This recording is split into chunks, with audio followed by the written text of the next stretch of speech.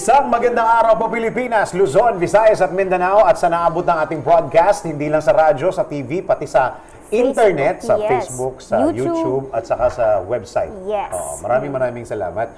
Of course, kami po inyong mga kasama sa Thinking Out Loud with Raffy Alunan. Ako po si Dennis Antenor Jr. At ako naman, Sheila Edubas. Yan, okay. Okay, ganito pa rin, ano? Nasa series tayo ng ano, no? Nasa series tayo ng grilling. Yes. Kasi gusto nating malaman kung ano ba yung nasa isip. Ano may Tagalog ng grilling?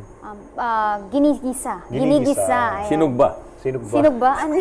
hindi ginigisa. Ginigisa is saute, di ba? Drill. Ay, Ginigrill is parang iniihaw. Oh, yeah. Ginigisa nga, Oo. tama naman. Hindi, magkaiba yung ginigisa sa iniihaw. Hindi Yo, ba? kasi binanganak ka mayamang ka kasi may tagaluto Hindi, ka eh. tama yun. Ginigisa nga. Yun Kasi ang kami- ginagamit nila kapag kami ini-interview tapos sinusunod-sunod mo ng tanong. Ganun yun. Ganon. Oh, so Parang hot gigis- seat. Yes, Hot seat. kaya gigisayin. Sige. Para ready na sila. Okay, ito po ang Thinking Out Loud with Raffy Alunan. Kasama natin Secretary Alunan. Secretary, magandang araw po. Magandang araw sa inyo. I'm ready to be grilled. Ayan. Okay, ganito, no? Para mas maintindihan po ninyo kung anong magiging Format na itong yung format pagigisa natin. itong particular na episode na natin for today. Ganito, no? Ang ginawa po namin, may mga, syempre, hindi naman tayo perpekto, hindi lahat ng mga nadidiscuss ni Secretary Alunan naiintindihan natin eh. Alam natin na Hindi ko rin naintindihan sinasabi ko. alam namin na iba ho sa inyo, yung mga nakikinig at nanonood, meron din kayo gustong itanong kay Secretary Alunan. Yes. Nag-post ko kami ng isang question ng something sa Facebook last week. Ang post namin, ito, no, papakita namin sa inyo, ito yung mga familiar na dun sa mga Nakakita dun sa post natin. Ito yung question natin. Kung may itatanong ka kay Secretary Raffy Alunan tungkol sa West Philippine Sea o sa iba pang pinag-aagawang teritoryo sa Pilipinas, ano ang itatanong mo sa kanya? I-comment ang inyong tanong. Okay, marami yung tanong na naipost sa Facebook, pero itong mga ipapakita at itatanong natin kay Itatanong din Secretary. natin. Yung iba doon tinanggal muna natin. Tinanggal muna natin. Sa Siguro sobrang dami. Sa ibang pagkakataon, ano naman natin. At saka yung iba medyo... Ito yung pinili natin, yung pinaka-striking questions. Ito, aminin nun namin sa inyo, hindi pa namin pinapakita kay Secretary yung question. Yung iba dito, sport naman to si Secretary. Diba? May mga tanong dito. Parang medyo siya, parang... Ang sagot ko dyan, hindi ko ginawa, hindi ko na gagawin. Parang sabi ni Sec, ano ba to? Parang hindi ako na-briefing dito. I like that Parang one time na ganun din ako Hindi ko ginawa, hindi ko na gagawin. Okay, no? Okay, ganito, no? Iisa-isahin natin.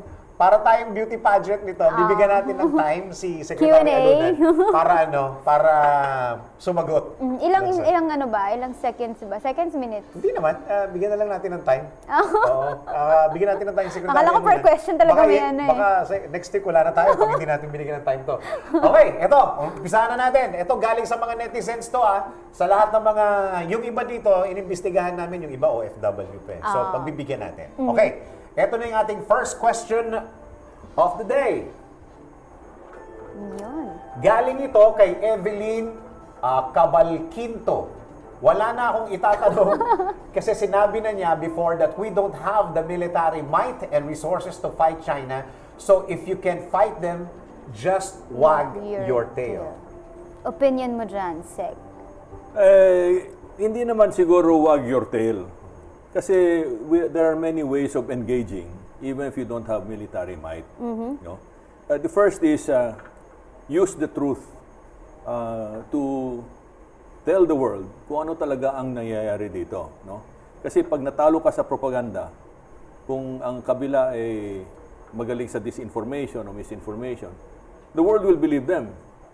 Kung wala tayong counterpart doon or countermeasure, ay di talo tayo. So we can engage through information warfare. Right. So that means na hindi naman tayo inutil. We can do that. The other is yung diplomatic approach. Kasi nakikita natin na ang China ay patungo sa towards superpower dome, ang tinatawag, ano? And ang sinabi ni dating leader ng China, Deng Xiaoping, sabi niya, there can't be two tigers on the same hill. Meaning to say, pag malaki na kami, at nandyan na rin kami sa tuktok ng let's say, South China Sea, no? If there's a tiger there, we'll push out the tiger kasi there cannot Isa be lang two tigers on one hill. Kami na yon. Isa lang hari dito. Isa lang hari dito. So, but on the other hand, that does not stop us from engaging in preventive diplomacy. Kasi alam na natin na they're very aggressive and they may end up clashing with other countries, no? Sa West Philippine Sea. May ipit tayo if we remain passive. Ano? So we have to link up with other countries sa Southeast Asian region, especially ASEAN. Para kausapin ng China, kausapin din ng Amerika.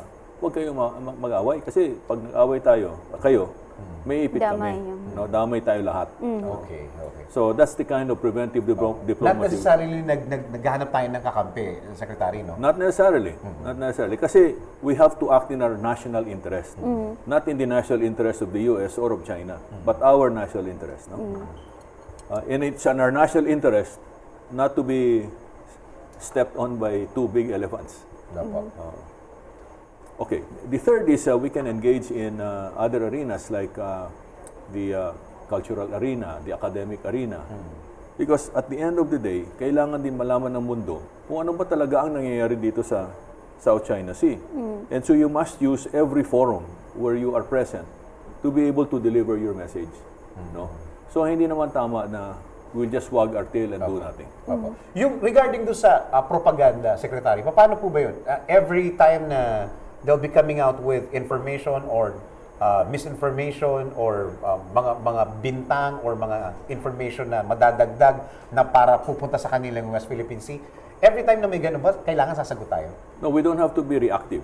No, we can be proactive and just deliver the truth, no, on a regular basis, whether they're doing something or not. Kasi malinaw na natalo sila sa arbitral Yes. tribunal. In other words, nagkamali sila. No, dapat malaman ng mundo yan. And then through diplomacy, we have to get as many nations in the world who recognize and respect the international law of the sea to help us exert friendly persuasion sa China na wag na kayo patungo sa gera kasi doon kayo patungo eh. You'll end up clashing with the US eh. So go back to peaceful rise at let's sort this out like a community of brothers, no. Ayan, So parang sinasabi mo, Secretary, na kahit ganun ang ginagawa ng China, parang ang message pa rin natin, we're ready to sit down and talk about it. Correct. But while we're doing that, we have to assume also the worst case scenario that our efforts may not work, no? So we have to prepare for the worst case. Kaya hanggang ngayon, araw-araw sinasabi ko, let's not waste our time. Kailangan we must build our defenses, yung credible deterrence na sinasabi. Anong ibig sabihin ng credible deterrence? Kung meron kang sufficient means to defend yourself and strike back, kung halimbawa papasukan ka ng isang aggressor, kung nakita niya that you have the means to do that, mag-iisip 2 beses, 3 beses bago pumasok. No? Deterrence yun. At saka credible kasi alam niya gagamitin mo eh. Alright. Kung wala tayo niyan, we're open to gang rape. Yes. Ganun na nga nangyayari ngayon. Di ba pwede propaganda na lang yun, Secretary? Ay, sana kung Madaan ganun. natin. Pero that's not the way the world. Tama. Ang history of the world has always been about war and conquest. Secretary, sabi mo kanina, dapat hindi mag-side in US and both in China. Pero based dun sa mga news na lumalabas, parang medyo mababasa mo na medyo iba yung treatment ni President Duterte when it comes to China compared to US. Can that be dangerous on our part? Well, for sure there are wrinkles, no, sa relationship. In all relationships naman there are wrinkles eh. Siguro part of the problem is personal on his part kasi, Yes, kasi there medyo are a may lot ano of siya sa personal US eh. issues that transpired in the past, ano. Pero hindi naman na-convert ito sa policy nandun pa rin yung ating alliance. Yes, No? yung mga- Siguro ang kailangan gawin ng Pilipinas is tingnan ng mabuti yung Mutual Defense Treaty at patibayin. Kasi there are certain provisions na obsolete na. Yes, So we have to bring it up to the 21st century. No? Yes. Yes. The other is, yung sa China naman, look at the United States, it's engaging China in Yeah. all arenas. Di ba? May problema sila sa military, pero sa economic, sa cultural, tuloy-tuloy naman eh. Yes, Ganun naman ang Sa ginagawa trade, natin. Just like any normal nation that's trying to improve in international relations. Okay. Second question tayo, Sheila. Yes. Ay, mahaba. Ayan, mula kay Marco Brian Major Soriano. Sa tingin niyo po ba kaya tila hinahayaan na lang ng Administrasyong Duterte ang pagsakop ng China sa West Philippine Sea ay dahil sa mga pautang kuno ng China sa Pilipinas tulad ng $500 million na inalok nila noong nakaraang taon? Hanggang kailan po ba tila pagpapakumbaba ng administrasyon sa mga pinunong bansa sa mundo? Dahil ba mas tumatanggap tayo ng mga tulong sa kanila o dahil wala lang talaga tayong kakayahang umaksyon sa mga Southeast Asian countries na nag-aagawan sa West Philippine Sea? Bakit tila China lamang ang namumukod tangi na nakapasok dito at nagkalakas pa ng loob na baguhin ang isla doon at nakapagtayo pa ng mga struktura? Sino o anong kagawaran ang nagpahintulot sa kanila at bakit hinayaang umabot sa sitwasyong kasalukuyan? Patunay ba ito na pinaka may kapangyarihan ang China sa Asia dahil sa nakakabahalang malawakang pagsakop nila sa ilang teritoryo tulad ng West Philippine Sea? Feeling ko ito yung mga nagtatayo ng kasi diba Structures, China, they started Yung mga building artificial reef. Yes, Sino daw kakabilin? parang of all the Secretary? countries, bakit sila lang yung nakapagtayo Oo. doon na nag-aagawan sa West Philippine Saka Sea? sila lang ang naglalakas loob. Yes. Maraming questions ito. Oo nga, ang haba. Marco, ilang araw bang... Mukhang pinag-isipan niya na mabuti. Ganito, sa tingin mo, kaya tila hinayaan na lang ng Yung pa sa Administrasyon Duterte? pautang. Dahil sa utang, ano? Yes. Palagay ko hindi. Nothing to do with that. No? Si Presidente Duterte, narinig ko na yan sa personal at saka sa telebisyon na pagdating sa national interest natin, he will defend it. Kasi, number one, that's part of his constitutional duty as President of the Yes. Philippines. At alam niya yan. No? Ngayon, kung linalaro niya, kung dinidiskartehan niya yung China, ipabayaan mo na siya. Kasi laro ng mga presidente yan eh. No? Pero hindi porket linalaro niya yung China ay dahil sa pautang. By the way, yung 500 million payat yan. Malaki yung pinapautang ng China sa atin, pero hindi pa tayo kumakagat kasi napakataas ng interest. Nini-negotiate pa. Ano pa? Ayan. Hanggang kailan po ba tila pagpakumbaba? Well, as you know, more than a year and a half ago, nag-declare si Presidente Duterte ng independent foreign policy. Nakasulat din yan sa ating saligang batas. So, it's not na nagpapakumbaba tayo sa mga ibang bansa. Siguro noon, tama yun. Tama yung tanong. Kung pinag-usapan natin ay panahon ng, halimbawa, 1950s, 1960s, 1970s, kasi we were under the foreign policy shadow of another country. So, but President Duterte changed all that. At pati yung tawag nilang balance of power, strategic balance of power sa Southeast Asian region ay nag-iba dahil sa nag-reposition tayo. But, again, that doesn't mean that we are abandoning our alliance. Kasi our credible deterrence also depends on how strong our alliances are. Yes.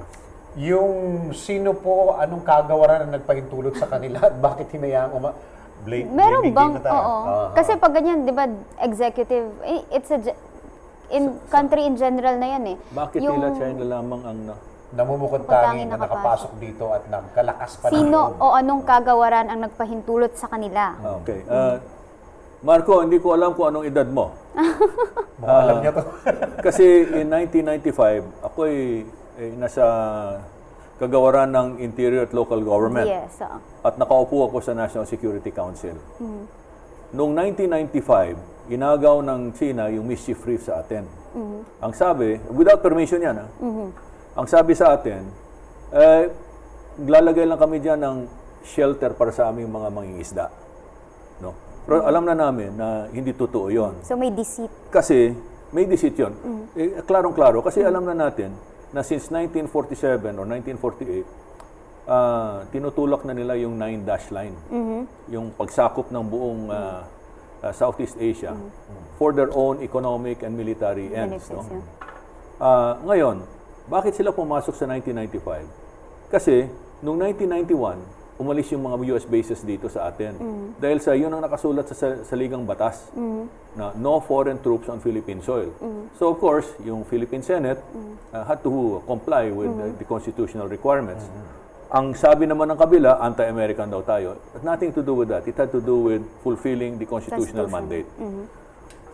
Now, nung kasama ko doon sa negotiations, ako yung spokesman ng Philippine government. At nung nakita na namin na gano'n na nga ang resulta, magiging resulta sa botohan, sa Senado, kinausap na namin yung mga senador, yung mga congressmen. Sabi namin, the moment the Americans leave, mawawala yung security cover natin, yung security shield. You have to step into the void. Kasi there will be a void that will be left behind, yung vacuum. Yes. Because we will now be responsible for our own defense. Yes. No? Ang problema, in those 4 years, there was none. So naka-open lang siya, walang And security. the reason for that is not because, maybe it's not that because they were complacent. Pero si President Ramos in 1992 inherited an economy that was called the sick man of Asia. Kasi meron tayong brownouts noon. So yung economy natin constricted. Tapos from 1989 hanggang 1992 may coup d'etat, no? May pinatubo, may Baguio earthquake. So sad-sad talaga yung Sunod-sunod ekonomiya yung natin. calamities, Tapos no? dinagdagan pa ng brownout. Yes. So nung nakita ng China na wala tayong Defense. ininvest or how would you say in Tagalog, invest? Pinuhunan. Hindi tayo namuhunan sa national defense or defense build-up natin. Sinamantala nila. Pinasukan na tayo sa mischief reef. Now, since that time, sabi ni Presidente Ramos, history ito. Dapat malaman mo ito, Marco. Okay? Teka, kaya ako ngayon ang si professor. Makinig ka kasi akong dumaan dito. Ako personal experience yan. Witness to history ito. Noong 1995, sabi ni Presidente Ramos kay Speaker de Venecia, we have to pass immediately the modernization law, modernizing the AFP. No? At ang kanilang tinitingnan, yung conversion ng Fort Bonifacio. But they were thinking of selling the land. No? And they did. Kaya lang, before they could sell that, pumasok naman ang Asian financial crisis sa 1997. So, natigil, naputol yung momentum. So, yung AFP Modernization Act was supposed to be continued by the succeeding administrations. Okay. Alright? Ang vision noong yung first Modernization Act was to give the AFP 350 billion pesos. Ano? That time, sir. At that time. But over 15 years yun. Over 15 years, no, spread out. But during those 15 years, the actual transfer was only 50 billion. Kaya during that time, wala pa rin tayong kakayahan. Di ba? Wala tayong kakayahan. So ano nangyari? 2012, pinasukan din tayo ng China sa Scarborough naman. Alright. Dinadahan-dahan. But that was the time na natapos na yung first Modernization Act. The second Modernization Act was passed. Again, ang ni-earmark over 15 years about 375 billion or more. Titingnan natin ngayon kung matutupad yan ng Congress. Ang problema is that tumaas na ang presyo ng mga defense equipment. Okay? Tumaas na. Number 2, yung investment sa credible deterrence ay napakababa pa rin compared to mga counterparts natin sa ASEAN. Normally, ang investment nila is 2% of GDP. tayo consistently, we've been investing below 1% of GDP. At kung titingnan mo yung ating state of the armed forces compared to their armed forces, ang laki ng agwat. No? So, yung less than 1% should be actually, today, if we want to catch up, should be at least 3%. No? Until we attain credible deterrence. Kasi yung credible deterrence na yon is air, land, and sea. Kung doon sa laot, it's sea and the air. No? Kasi it's not just enough that we have combat ships. They have to be protected also in the air, no? Vice versa. Pati yung Coast Guard natin, kailangan din natin patibayin. Kulang din yung assets ng Coast Guard. So, now, however, the good news is that dumarating na yung mga binili natin. Kasi it takes time. When you place the order now, it comes in 4 years later. Sobrang tagal pala. So, matagal. It takes time. Kaya't ang building credible deterrence takes about 15 years. Kung hindi bigyan ng pansin ng Kongreso yan or ng succeeding administrations, hahaba ng haba. Kung hindi naka-align, sir, no? Kung misaligned ang thinking at yung mindset, kung walang mindset yung administrasyon at hindi naka-align doon sa modernization act, patay. Saka usually sa ano lang yan, machineries lang yan? Hindi. Or in general? Total system ito. Pero wala bang ability ang Philippines to make their own machineries? No, it's high-tech yan eh. Kasi kung basic, barko, no? Yes, Yung basic hull, kaya. Okay. No?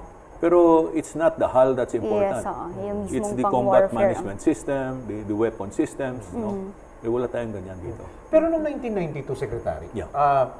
ano na yun? Kumbaga, destined ba yung China na maging superpower as in China now? Yeah. No, back in 1992, Yeah. siguro parang Amerika at Russia pa lang noon eh. Parang bata pa lang ako, 1992, wala kami pinag-uusapan. Pag napunta ka ng Russia, pag napunta ka ng Amerika, minsan nga, di ba, sa pelikula, magkalaban ng Amerika at saka Russia. Noong 1992, gano'n na ba kalakas ang China noon? Hindi pa. I'll tell you, eto, Marco, makinig. Makinig ka, Professor Raffy. Noong 1988, pinadala ko ni Secretary Manglapu sa Amerika to attend a technology conference. Yeah.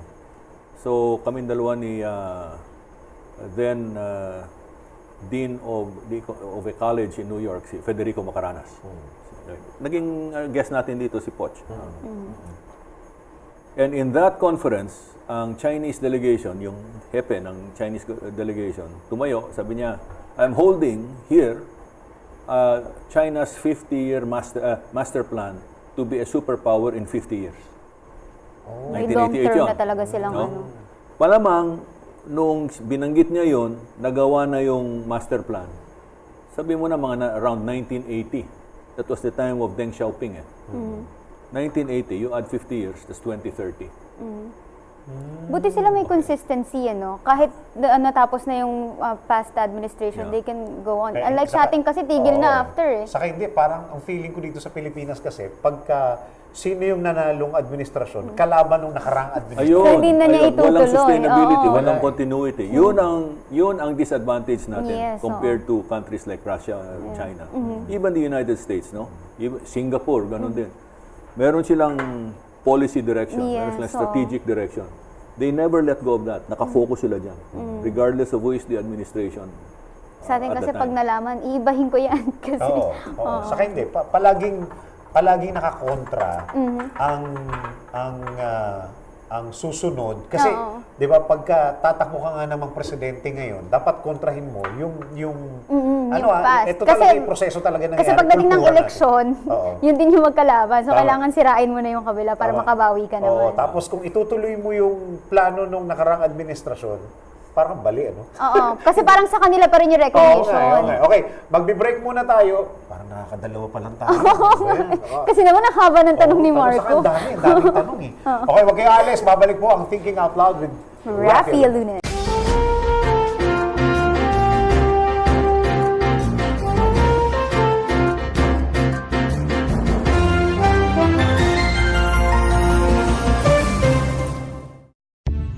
Reklamong totoong pinakikinggan. Reklamong talagang pinag-uusapan.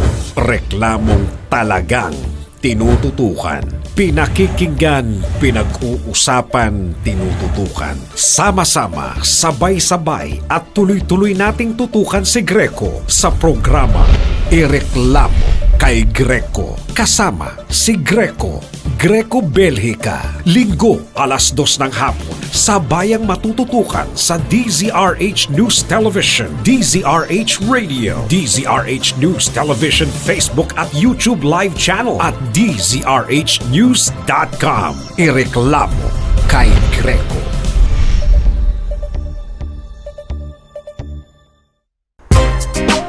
Feeling mo ba out ka sa mga kwentuhan? Feeling mo ba left out ka sa topic? Baka di mo alam ang trending. Baka di mo pa napanood ang viral. Tuwing Sabado, 6 p.m., di ka ma-OP sa kwentuhan sa social media. Pagsasamahin ko ang mga video na viral, video na trending.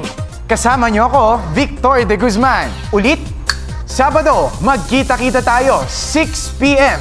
Live sa TV, DZRH News Television at live sa social media, Facebook at YouTube sa DZRH News Television. TNVS Trending and Viral Show. Sabado, 6 p.m. sa DZRH News Television.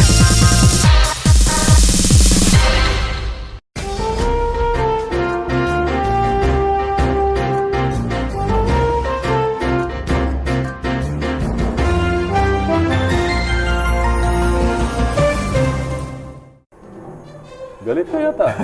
Alright, tuloy-tuloy po ang ating talakayan at mga questions po na galing sa netizen. Medyo nagugulat ako sa mga netizen. Oo nga Dami nilang alam. Yes. Tutuloy-tuloy natin yung ating katanungan para kay Secretary Raffy Alunan. Susunod na question, galing kay... Tiyanan! Marco pa rin.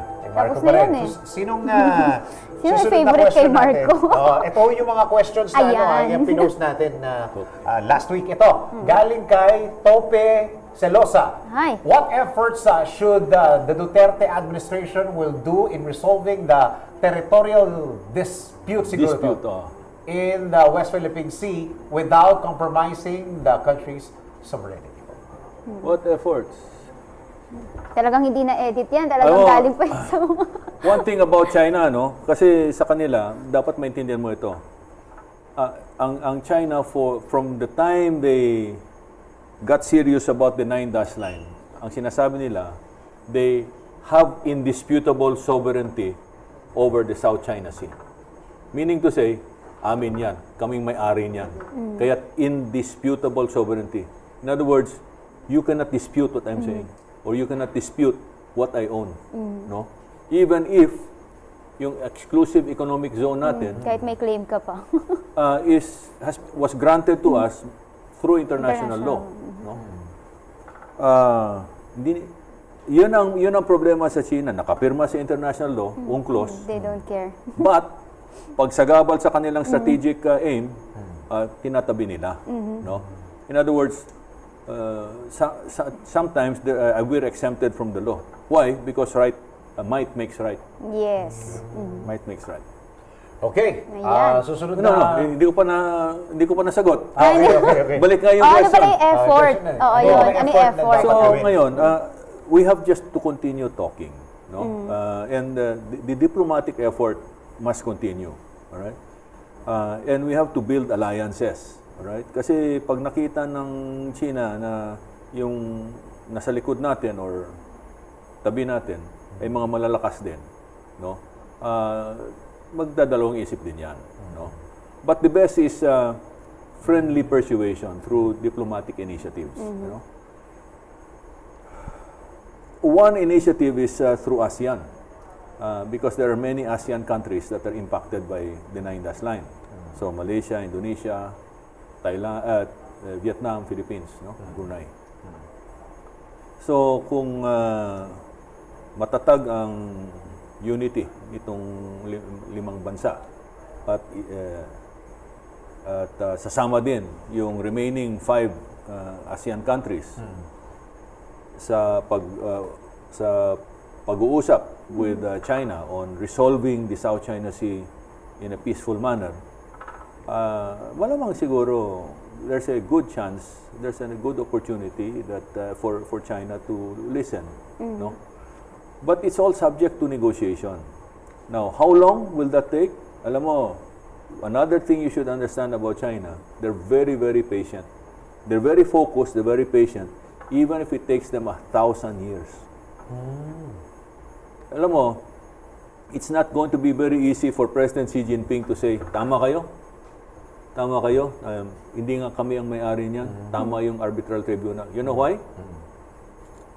From kindergarten or from prep, tinuturuan na sila na silang may-ari ng South China Sea. So you have 1.3 billion people who believe that they own the South China Sea, and if President Xi Jinping gives it up, siya ang hahabulin Nung Ng mga 3 tao, ng million mga plus. Chinese. No. Oo. So, yan ang dilema.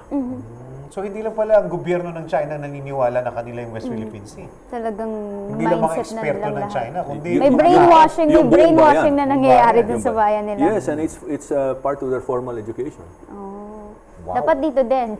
Dapat tayo din. Pero kasi kanina sabi mo na parang we can take it through diplomatic Yes. efforts. Pero kung ganun ka consistent or ganun ka kulit or ganun ka firm yung mindset nila na that the part of the country is theirs, parang how can we actually... You have to be just as patient, and you have to think also 1,000 years. Yes, kaso ang mga Pinoy walang patience. Oo. Yes. Oo. Know your enemy Yes. and know thyself. If you know that Art the of enemy war. is going to last 1,000 years, You have to... you have to last 2,000. more than 1,000 years. Nako. Okay, susunod na katanungan natin, sila. Yes, galing naman kay... Ayan, Boyet de Leon. Paano, Sir Ano, Raffy? artista ba yan? Nakapasok at napunta sa China ang West Philippine Sea. Ano yan? Sinong Sino? mastermind dyan? Ano ang internal condition ng Philippines at China? Kung meron man, sino ang mga involved na malalaking tao na kinatawan ng bansa natin? Naikwento na yata ni Secretary yung pinaka-history, no? Yes. Ganito na lang, Boyet. Read up on the 9-dash line. Yes. No? Doon nag-umpisa yan. That's number one. Number two, basahin mo yung pinost ni Associate Chief Justice of the Supreme Court, now Acting Chief Justice, Tony Carpio. Curfew. Napakaganda ng kanyang research Explanation. tungkol dito sa West Philippine Sea. At tama yung, lahat ng mga sinulat niya doon ay tama. At available yan online. Available online yan. Okay. Yes. Susunod na katanungan, galing kay Azaria Hermoine. Hermoine? Something like Daleza. Sir Raffy, ano po ba ang lagay ng ating nasasakupan sa West Philippine Sea? Ano? Ano po ba ang lagay ng ating nasasakupan sa West Philippine Sea? Meron pa po ba talagang tsansa na mapasa atin talaga ito? O ano ang kadahilanan? Bakit po ikinukuble ang mga kadahilanan sa mamamayang Pilipino kung bakit hindi natin maisama sa usapin? Meron bang sinisikreto rin sa usapan ng West Philippine Sea, Sir Raff? Hindi ko talaga maintindihan ito. Tagalog na yun, Sir Raffy. Hindi kasi ganito Parang naniniwala siya na hindi lahat Parang may ibinibigay, hindi parang lahat may pinakikita. underground Oo, na oo. or under the table na usapan. Siguro may relasyon yan sa drilling ng oil, no? Baka may secret na usapan doon. Yes. Pero tingnan muna natin yung mga disputed areas, no? Alam mo, yung ating West Philippine Sea, napakalawak yan, no? Kalahati lang yan ng buong EEZ natin. Kasi the other side is the Pacific side. Nandun yung Benham Rise. Pero dito sa West Philippine Sea, iilan lang yung mga dinidispute natin dyan. Okay?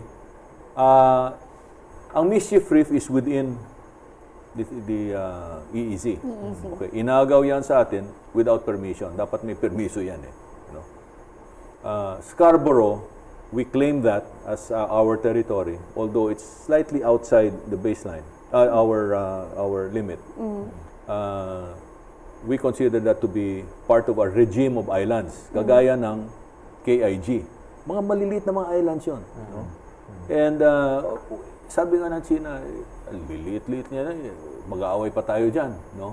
But that's not the point. Yes. Ang punto dyan is, kung sa amin yan, is within our area of responsibility. Respeto. Permiso ka naman, konting respeto naman.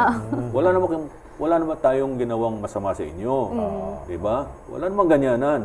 Wala namang masamang tinapay. Paano kung makishare na lang? Pwede mo makishare Pero, na lang? Sharing. Now, some of the artificial reefs are within our EEZ. Tatlo yun. Yung iba nasa labas. So, wala na tayong pakialam doon. No? Now, ang tanong dyan, bakit sila naglalagay ng mga fortresses? Bakit nila reclaim itong mga reefs at ginawang fortress?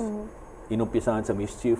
Ngayon, meron pa mga 7 pa doon sa malapit doon sa Mischief. Malapit din yung Mischief doon sa Reed Bank. No? Kasi, sa aking paningin, they want to control the South China Sea for 2 reasons. One, to extend their security border para tanggalin ang Amerika. Okay. Kasi right now, ang mga submarines ng Amerika nandyan eh. So they feel very threatened. They feel very threatened. Okay. Okay. So, based on their national security interest yan. The second one, ito yung suspecha ko, dahil sa napaka-rapid ng kanilang economic development for the past 30 years, 40 years, nauubos na yung kanilang mga resources sa China. So, they need resources elsewhere, like Africa, no? Like dito sa South China Sea, no? Kasi ang laki daw ng, based on the mga guesstimates, ang laki daw ng gas at oil deposits sa South China Sea, lalo na dito sa ating area, sa may Reed Bank, no? So, sila, gusto nila talagang makinabang sa resources ng South China Sea for their own use. No? Kaya't itong tanong na ito is very good because nakafocus sa how do we protect ourselves? No? How do we prevent China from taking possession of what we have? Tama yung So, parang nangyayari, Sir Raff, ang paniniwala ng China ngayon is nanonood ang mga Amerikano or America particularly, yung Amerika, manood kayo kasi ipapakita namin sa inyo kung gaano kami kalakas. Parang it's a statement na alam naman nila kasi na nagbabantay din naman kasi yung Amerika. Ang Amerika siguro ngayon, sige, let's just sit back and watch paano gagawin ng China. So every time China moves, talagang alam nila na may nanonood sa kanila. Tapos alam nila na nanonood ng Amerika. So parang patunay ito. Actually, Dennis, nanonood nga lang, it's not so much na nanonood ng Amerika. They were distracted sa Middle East. So, China took advantage of that. Creeping strategy sila sa habang West busy Philippine sila sa Sea. ibang sa affairs nila. When they were creeping, ang tawag doon salami slice strategy. No, operating under the radar, hindi halata. No, they didn't want to disturb the dragon that was fighting in Afghanistan all the way to Iraq. No? Problema, nakita nila na America expended its wealth over a period of 10-15 years. Trilyones ang nawala. Binuhos doon sa gera nila. No? At noong nalaman ng Amerika, it was too late na naka-establish ng China sa Paracel, sa Scarborough, sa KIG. No? Kaya't si Obama declared yung pivot to Asia. Pero napakahina yung pivot na Asia na yun. To Asia, no? So, China took advantage. When they saw na, nagising na yung Amerika, pero mahina pa rin yung galaw, yung kanilang salami slice strategy ay nila. Nag-aggressive na sila. They run with the ball already. That's why in about 4 or 5 short years, yung artificial reefs naging fortifications na. Now, ang tanong dyan, why didn't America intervene in those 4 to 5 years na they were still building it? No? Ngayon nakikialam sila, nandyan na yan. Fait accompli na ang tawag, no? Fait accompli. Too late the hero. No? So, anong magagawa ng America at this point kundi gegerahin na lang yung China? Yes. Di ba? Kasi wala nang option eh. Force them out. Oo. Yun ang problema ng Amerika. Tayo naman, matagal na natin sinasabi sa Amerika, pay attention to what's happening here. Because this is directed at you. Ganon din ang tanong ni Presidente sa Kano. Anong ginawa ninyo in the past 4 or 5 years? Ngayon, tinutulak nyo kami dito sa West Philippine Sea. Wala naman kami kakayahan. Tsaka kung bibili naman kami sa inyo, wini-withdraw ninyo ang suporta dahil sa human rights. Anong klase pa kaibigan kayo? Parang wala. Ganon. Ganon ang nangyayari. Okay, next question tayo. Sheila? Yes. Mula kay Jovel, pati lagi makabasa. Jovel Cantero.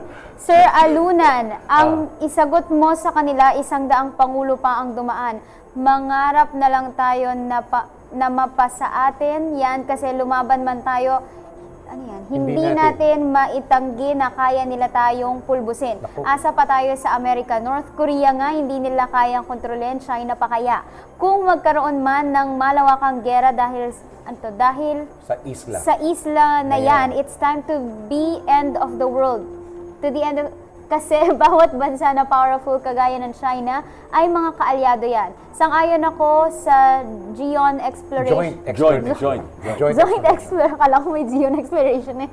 Joint exploration na ideya ni President Duterte para wala ng gulo. Huli na ang lahat, panahon pa ng itak, labanan noon, iba na ngayon. Huwag na maging feeling matapang kasi pag nagkagulo, luha mo'y isang balde dahil patay ang pamilya ko sa pambobomba. Malay natin ang mga may hirap dito.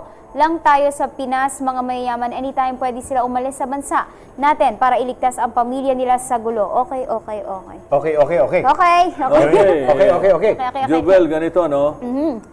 Pagdating sa joint exploration, meron na tayong modelo. We call it malampaya.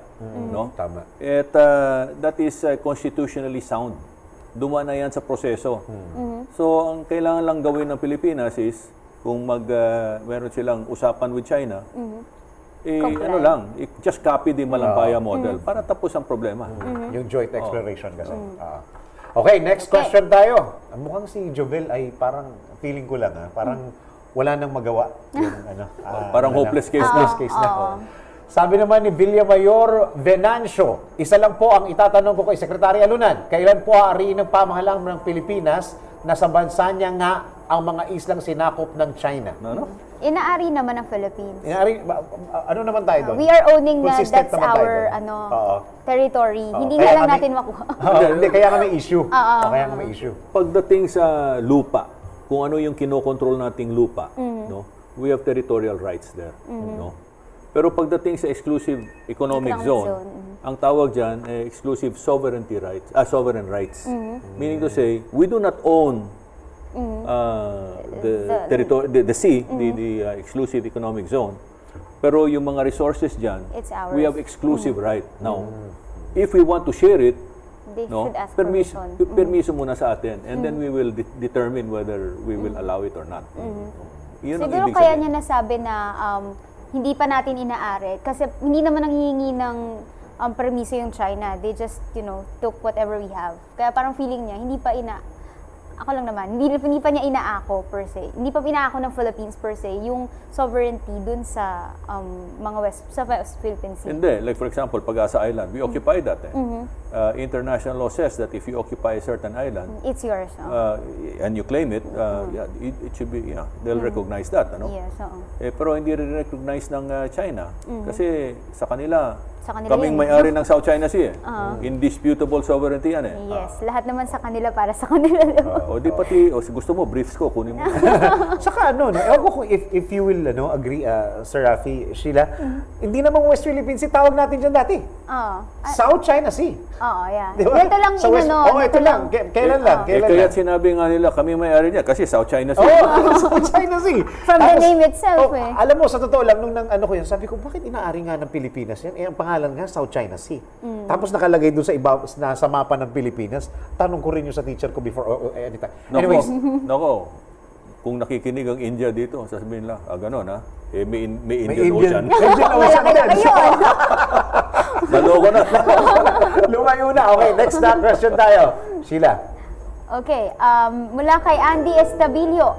Nababalita ang nagkakamabutihan ng mga presidente ng Pilipinas at China. Ayan Hindi na. po ba kahina-hinala ito na baka may hidden agenda pala ang China sa mga ino-offer nito sa Pilipinas?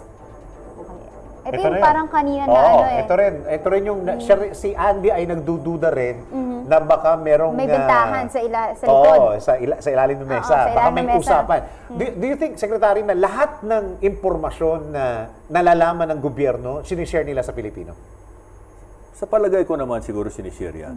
Kasi habulin din sila kung kung may katraiduran dyan. Lalabas yan. At habulin din sila. At I don't think they're the type that will do it. Pero 'di ba, ano lang ko, hindi pwedeng basta-basta i-divulge yung information when it concerns some security, national security. Kung national security issues, okay. Pero kung economic, dapat transparent. Diba? Sino mo nagsasabi na national security issue ang isang issue? Sir? Who can define? Yung National Security Council? Yes. Well, any national security, you have to define national security. As defined by the Philippine government, napakalawak ng spectrum na yan. Ranging from political security, human security, ecological security, from public safety, internal security, at saka national defense. Lawak yan. No?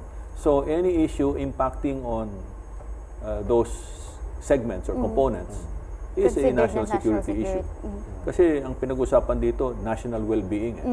Anything affecting national well-being is a national security issue. So, pwedeng lahat, maraming pwedeng ipasok doon. Well, but there are some areas where secrecy is important, but in other areas, hindi mo kailangan. Narinig ko na yun. Baka narinig mo na yun sa pelikula sa Amerika, if I have to tell you, I have to kill you.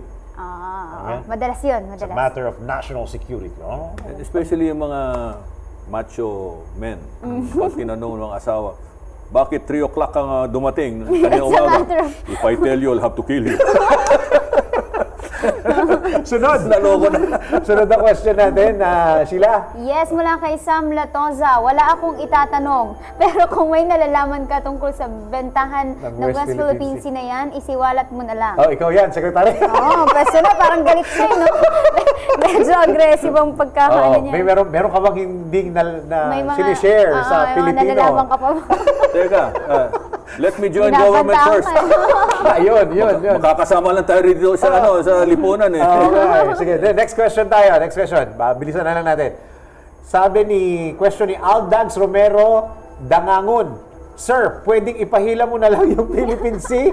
Ipadala mo na lang sa Manila para wala nang mag-ingay? Ha.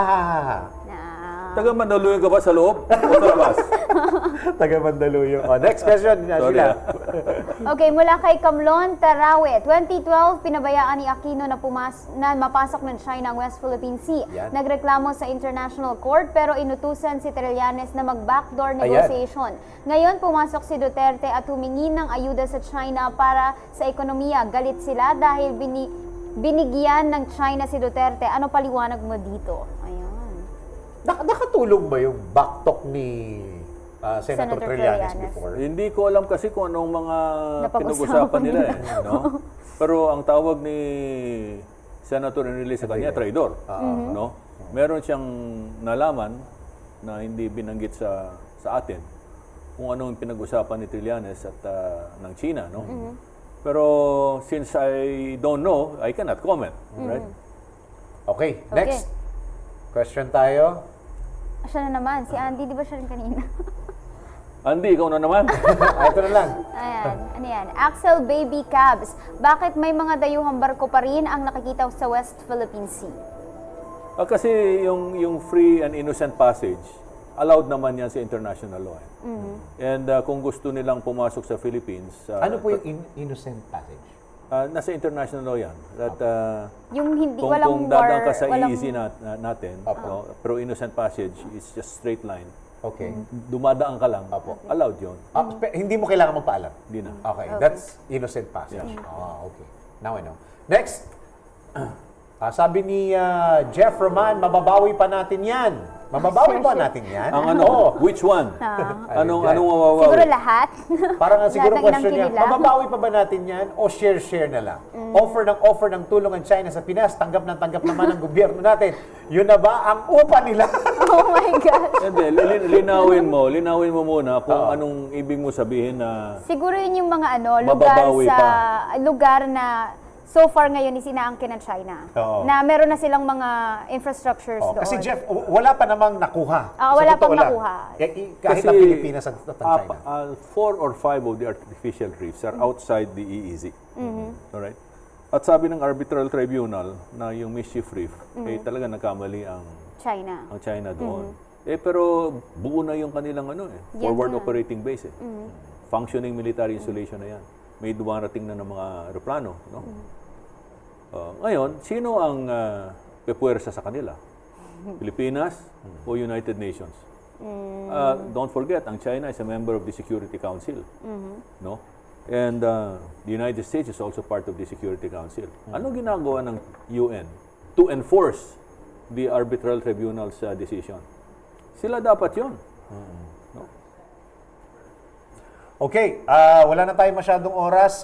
Ganito gagawin na lang natin. Sa mga nagtanong, lahat ng mga sagot ni Secretary Alunan, lahat ito ipopost namin per question para kung sakaling gusto nyo, mabalik-balik at saka gusto nyo i-share. Okay, siguro pinaka-last question natin kay Secretary.